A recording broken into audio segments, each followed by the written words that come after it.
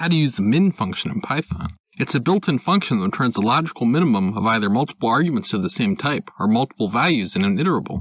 The logical minimum for strings is the ASCII-graphically first character, and ASCII is just a system that maps between numbers and letters. I'll have the link in the description to the ASCII table so you can know which numbers maps to which letters. False is a minimum between true and false, and numbers work like expected. An iterable is anything that can hold multiple values. The function in action, min of 1, 2, 3 would return 1. The min of the list, 4, 5, 6, would return 4. You can also specify a function that returns the iterable to use for comparison. You can use the keyword argument, key. You can use key to specify a function to run on every element of an iterable, and then find the minimum. You have the chars in a list, capital Z, lowercase q, lowercase n, uppercase p. If you do a min on that list, it will be uppercase p, but if you do a min and then specify a key of stir.lower, you'll get lowercase n, because lowercase n comes first alphabetically. And just to note, that stir.lower key won't actually modify the list after that min function's done running, so your list will be like it originally was before you ran that function.